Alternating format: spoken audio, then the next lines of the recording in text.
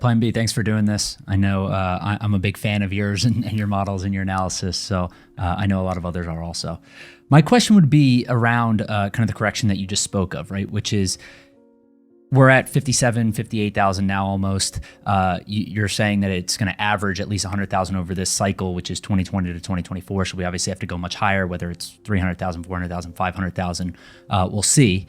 But traditionally, there's also been an 80% correction. So is that something that you think will in fact happen again? And kind of how are you thinking about that in the long term? I do think that's exactly what will happen again. I can be wrong, right?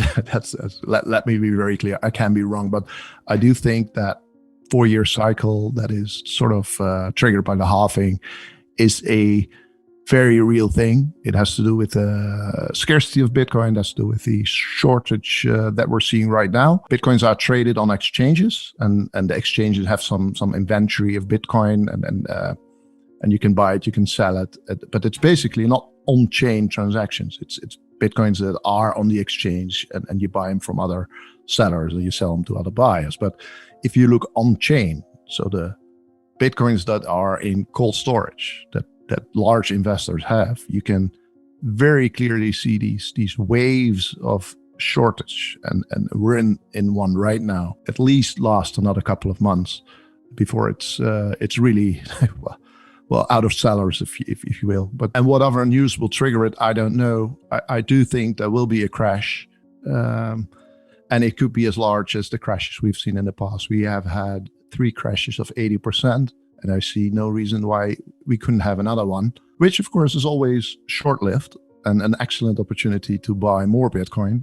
But it could be quite scary for newcomers, which is precisely what, of course, those cycles do. They shake out people that are leveraged, that are investing with too much money, that are not certain of their investment strategy, that are those. You need those really committed hodlers, if you will, and they'll rise again. I want to talk about your stock to flow model real quick. So you have it projected at hitting about $1 million a coin by 2025. Do you believe this? Do you still believe it? And then if so, how do we get there? Have at least one more cycle to go in the stock to flow prediction.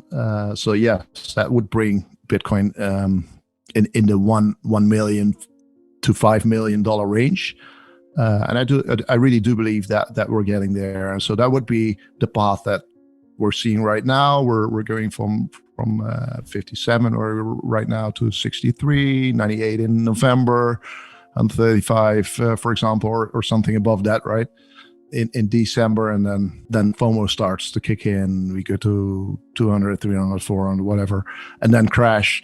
And from there, we wait till the next halving, and the next halving will be another important fundamental and even maybe structural event for Bitcoin, because I think that's what people misunderstand, that it's all about the supply and the doubling of the stock to flow ratio, which is an important part. But the other part is that miners will have to survive that event, because their income, their source of income and their revenue stream will halve, and they'll have to switch to new equipment, find better ways to fund themselves, and be much more efficient in their business.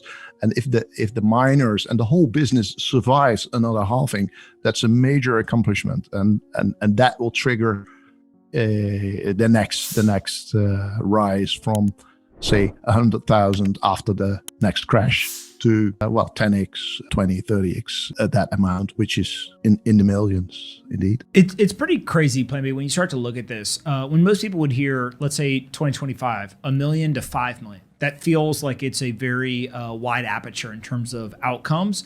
Help people understand why it's so hard to pinpoint, $1 million to $2 million, let alone $1 million to $5 million, right? I don't think people quite get kind of this idea of, even into Q1, Q2 of next year, if your kind of thesis plays out, you said, hey, 288's in the model, but 300, 400, 500, that's a pretty big variation as well. So help people understand like what drives that variability there. Yeah, I think that's an important question. And it's funny to see that how naturally and logical that path of Bitcoin is to me, and how amazing it can be for newcomers and traditional investors indeed. The trick is to look at it exponentially. so in logarithmic scale, if you will, because it's not about the price level, it's about the growth level, the percentage growth that is constant or high at least.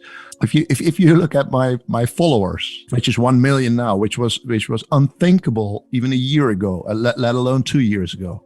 So 3 years ago, I started with I crossed the 1,000 followers boundary. A year later, I crossed the 10,000.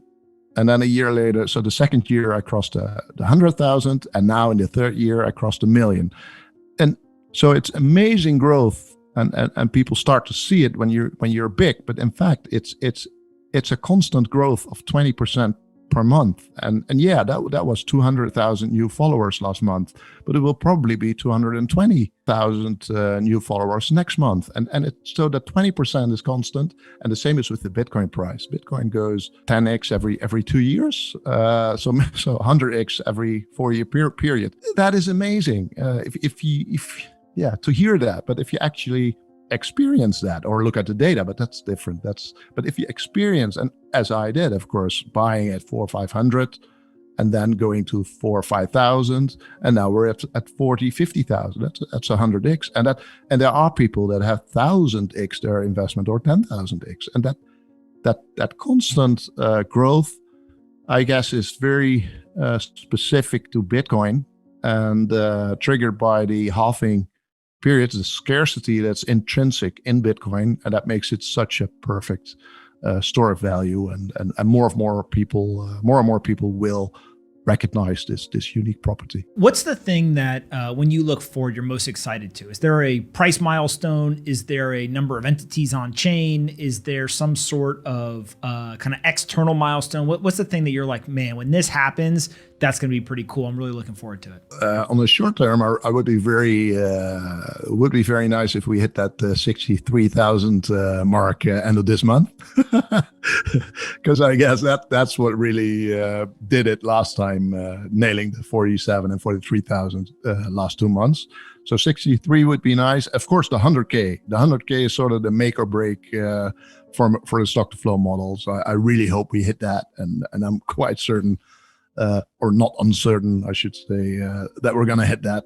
The most amazing thing for most people, and also for myself, will be that on-chain model turning red, the FOMO transactions that will be detectable, and me as the full bull turning bear. And as I said, I'm struggling with that, how to communicate it. Maybe that's the best time to go dark. Yeah, I think there will be a time where we switch from bull to bear. And that, of course, is a great thing of a model, that it's not always bull, but that and you're not always a moon boy, but that you can predict the downsides as well. So yeah, I'm not looking forward to it.